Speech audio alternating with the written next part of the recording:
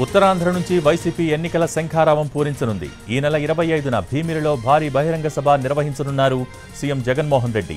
ఎన్నికలకు పార్టీని గేరప్ చేసే దిశగా రాష్ట్రంలో 5 కేడర్ మీటింగులు పెట్టాలని వైసీపీ నిర్ణయించింది.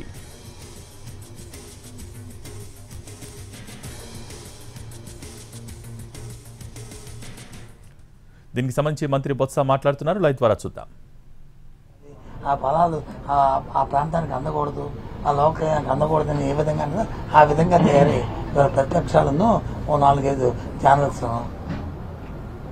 ఏంటి దాంతో వాళ్ళందరినీ తట్టుకొని అది బయటపడతాం. అంతిమంగా విజయం ఎవరికి వస్తుంది? ఎవరైతే మంచి కోసం ఆలోచన చేస్తారో, ఎవరైతే ఒక నిర్దిష్టంగా ఒక విధానం కోసం ఒక ఆలోచనతో కార్యక్రమం చేస్తున్నారో, ఒక సంకల్పం కోసం చేస్తున్నారు, ఎప్పుడు కూడా అవుతుంది. ఇవాళ మా సంకల్పం ఉత్తరాంధ్ర అభివృద్ధి, రాష్ట్ర అభివృద్ధి భాగంగా ఉత్తరాంధ్ర అభివృద్ధి కూడా అందులో భాగం ఈ కార్యక్రమం. కాబట్టి అది కూడా తప్పకుండా జరుగుతుంది. అందులో ఏ విధంగా అభ్యర్థి లేదు. కాకపోతే కొంచెం సమయం ఆసన్నమైతే అది ఆగదు.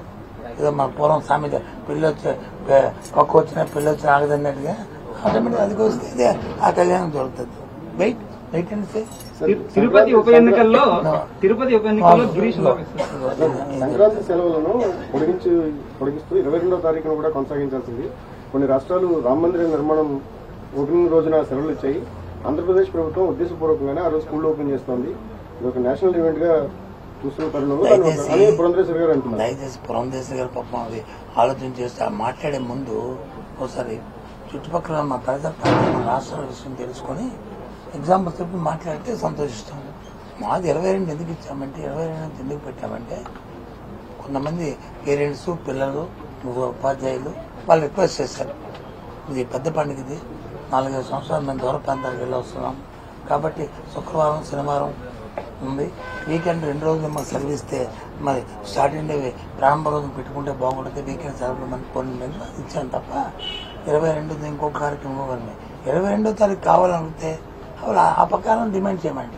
లేదు పక్కన ఉన్న తమిళనాడు ఇచ్చింది, లేదా పక్కనున్న తెలంగాణ ఇచ్చింది, లేదా పక్కనున్న కర్ణాటక ఇచ్చింది, లేదా పక్కనున్న ఒరిస్సా ఇచ్చింది, లేదా పక్కనున్న ఛత్తీస్గఢ్ ఇచ్చింది, మీరు కూడా ఇచ్చింది బాగుంటే బాగుంది.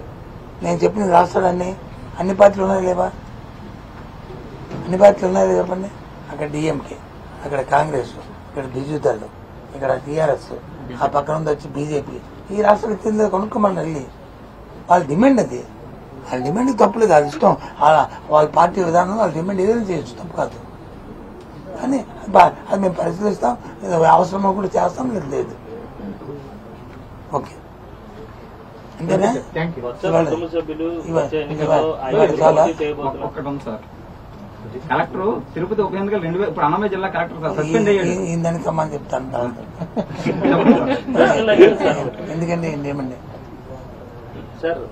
మరి ఎందుకు చెప్తాను, నాకు అర్థమైంది.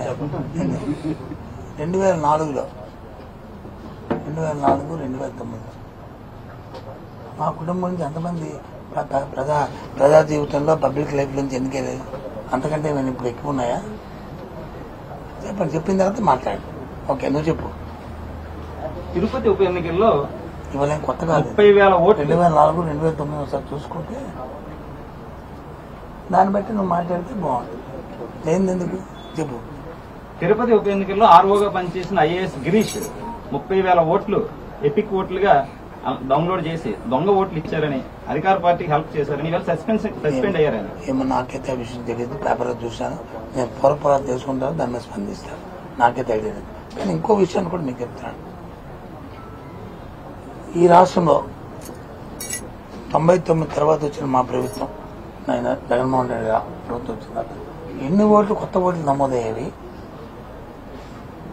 ఎన్ని ఓట్లని డూప్లికేట్స్ ఉన్నాయి, ఎన్ని ఓట్లు వచ్చి నువ్వు చెప్పిన భాషలో, ఆ భాషలో దొంగ ఓట్లు అనే భాష వాడుతున్నావో ఆ ఓట్లు ఎన్ని ఉన్నాయి ఒకసారి పరిశీలన తీయమండి. ఎలక్షన్ కమిషన్ డిమాండ్ చేయమండి. నేను చెప్తున్నాను, 99 ముందు ఈ రాష్ట్రంలో, సారీ 2019 ఈ రాష్ట్రంలో, సారీ కరెక్షన్ 99 కాదు 2019 మా ప్రభుత్వ అధికారంలో రాకముందు ఈ రాష్ట్రంలో, జగన్మోహన్ రెడ్డి ముఖ్యమంత్రి అవ్వకముందు ఈ రాష్ట్రంలో సుమారు 52 లక్షల ఓట్లు డూప్లికేషన్ ఒకటి ఉన్నాయి. తెలంగాణలో ఉన్న వాళ్ళు ఆంధ్రాలో ఉన్నారు, ఆంధ్రాలో ఉన్న వాళ్ళు వచ్చి కర్ణాటక ఉన్నారు, కర్ణాటకలో ఉన్న వాళ్ళు వచ్చి ఆంధ్రాలో ఉన్నారు, ఆంధ్రాలో వచ్చి విశాఖపట్నంలో విజయనగరం ఉన్నారు, విజయనగరంలో వచ్చి తిరుపతి ఉన్నారు, తిరుపతిలో ఉన్న వాళ్ళు వచ్చి చిత్తూరులో ఉన్నారు, చిత్తూరులో ఉన్న వాళ్ళు వచ్చి విజయవాడలో ఉన్నారు. ఈ రకంగా ఉన్నాయి. ఇది వాస్తవం కోసం రివ్యూ చేసుకున్నాం. మరి అప్పుడు ఎవరు ప్రభుత్వం 19 నుంచి ఎవరు ప్రభుత్వాలు జరిగిన ప్రక్రియలోనూ ఇవాళ అయినప్పటికీ కూడా ఎన్నికల్లో పోటీ చేస్తున్నప్పుడు ప్రతి అభ్యర్థి కూడా అది ఏ పార్టీ అవనాయండి ముందు వాళ్ళు ఏం చేస్తారు, వాటర్ లిస్టును చూసుకుంటారు. ఆ ఊర్లో ఉన్నాడా లేదా వాటర్ కాదా, లేకపోతే ఇంకెక్కడ ఉన్నాడా, లేదా చనిపోయాడా బతుకున్నాడా, అవన్నీ ఎన్నికల్లో ప్రక్రియలో సహజం. ఇది నేను మిగతా వల్ల నేను ఆపాదించి మాట్లాడలేను, కానీ సైంటిఫిక్ లైన్లోనూ ఒక అనుభవంతో మాట్లాడితే అది ఆ స్థానికంగా నిలబడిన అభ్యర్థి ఏ పార్టీ నిలబడినా పార్టీ. అయితే రాజకీయ పార్టీలు దాని మీద దృష్టి పెట్టి ఎన్నికల కమిషన్కి వచ్చి చెప్పుకోవడం అనేది చేయడం అనేది ఎన్నికల కమిషన్ బాధ్యత. అవన్నీ చేయవలసిన బాధ్యత ఎన్నికల కమిషన్. ఏ పార్టీ మీద ఆపాదించే బదులు ఎన్నికల కమిషన్ బాధ్యతను గుర్తెరిగి ఆ బాధ్యత సక్రమంగా నిర్వహిస్తే సజావుగా ఎన్నికలు జరిగితే అది జరగాలని మా పార్టీ తరఫున డిమాండ్ చేస్తాం. నిష్పక్షంగా జరగాలని మేము డిమాండ్ చేస్తున్నాం. ఈ కార్యక్రమం జరగాలని మేము కోరుతున్నాం. మా డిమాండ్ సార్ ఎప్పుడు అవకాశం చెప్పండి సార్, మీ అంచనా ప్రకారం సార్ ఏప్రిల్లో దాన్ని మనం చెప్తాం. ఎలక్షన్ కమిషన్ ఇస్తాం.